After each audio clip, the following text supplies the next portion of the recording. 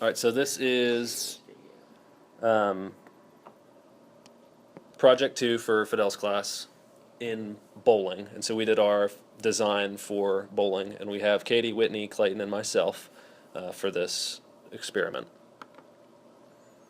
Briefly, we're going to go over the overview. I'm going to talk a little bit about the introduction, and then Whitney's going to talk about the design, and then I'm going to go over the implementation, and then finally, Katie and Clayton are going to go over the analysis and conclusion side and portion of the project.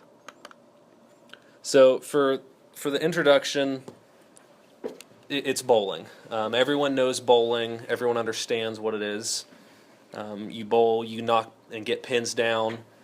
We chose to do a 2x3 factor, just like everybody else in the class. So we're going to talk about some of the factors that go into that, why we chose bowling. It's just easy to understand.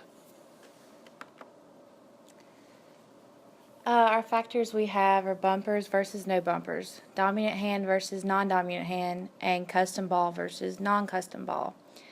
Our original factors included wax or no wax, but to convenience us better, we chose to use dominant hand versus non-dominant hand. Also, one of the factors we could have used is the different weights of the balls, but instead we chose to do a ball provided by the bowling alley or a ball that we had ourselves.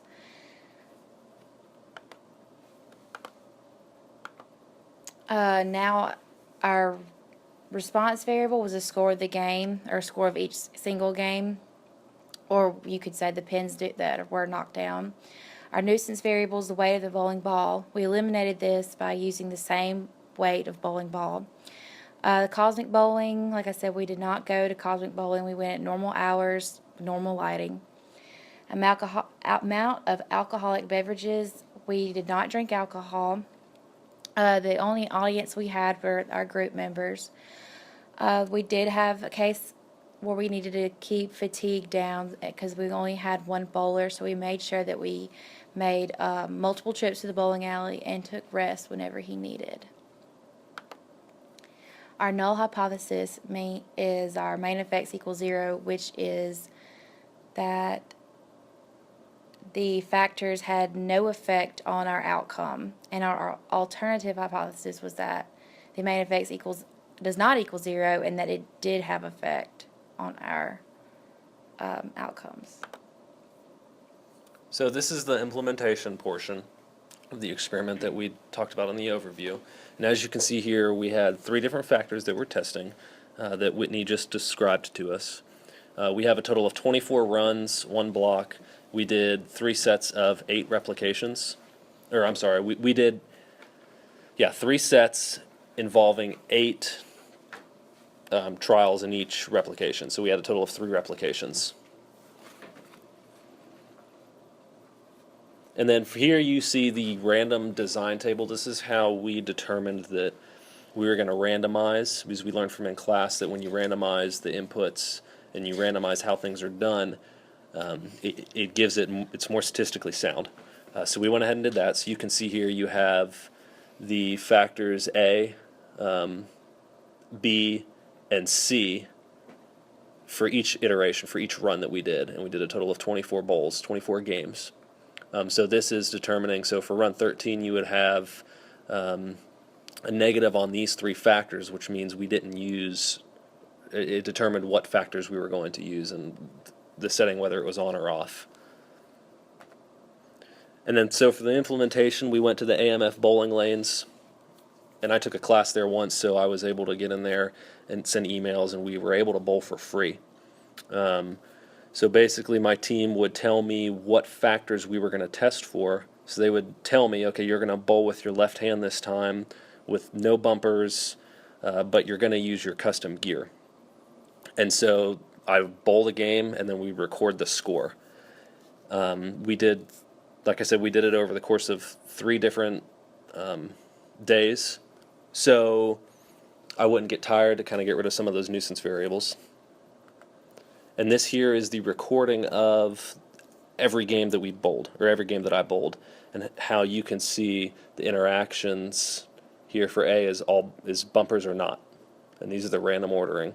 And then for factor B, it was the dominant hand versus non-dominant hand in the situation. And then C was personal gear versus non-personal gear. And here you can see the bowling score correspond to the first run and each factor that was currently being used. And this here is just showing the score of one game that I bowled. And this is how we collected the data. So at the end of every game, we would just collect the data and have a score. Okay, so after we collected the data, we inputted it into Minitab, and we ran an ANOVA analysis. And this is our results. As you can, there's a mouse. There it is. As you can see, this is our total model p-value of 0.088, which is less, or which is greater than our alpha value of 0.05, therefore we fail to reject the null hypothesis. You also see the one p-value for B, for factor B, which is non-dominant hand versus dominant hand, is the only one less than our alpha value. So we that was the only one that actually mattered in the experiment, or statistically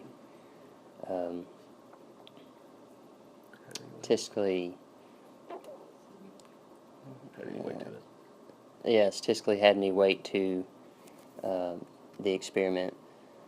We also have a very low R-squared adjusted value, which also adds to the hypothesis of that we cannot disprove our null hypothesis.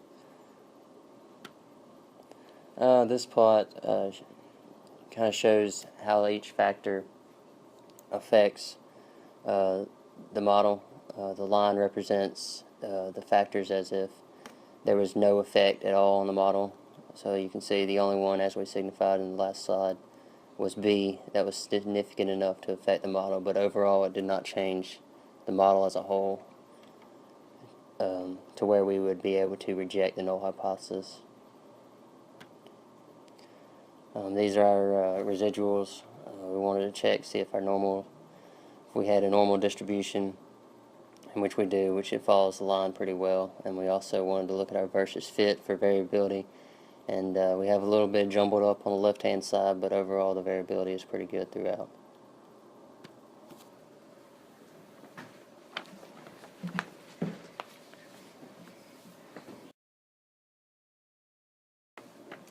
This is our main effects plot. It plots the means of the bowling scores. And as you can see, the dominant hand and the personal gear have a higher average than the non-dominant hand and non-personal gear. What we found surprising was that no bumpers actually had a higher mean than the bumpers did, because one would figure that you would bowl better with bumpers than without, but that was the complete opposite in our case. This is our interaction plot for the bowling scores. The parallel lines represent that there is no interaction. You can see that there is an interaction between the dominant hand and the bumpers versus no bumpers, but everything else does not have an interaction. This is just for visual purposes. This is our cube plot.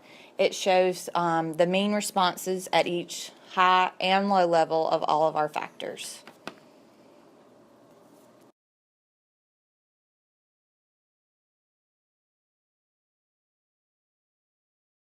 To create a design of experiment in Minitab, you go to Stat, DOE, Factorial, and we want to create a factorial design. For this specific experiment, we have 3 factors, and we want to create a full factorial design. Our factors, to omit any confusion, we will rename them no bumpers and bumpers, non-dominant hand and dominant hand, and non-personal gear and personal gear. We would like to have 3 replicates for each corner point, so we changed that to 3. And it gives us a standard order and a run order with our factors listed out to the right.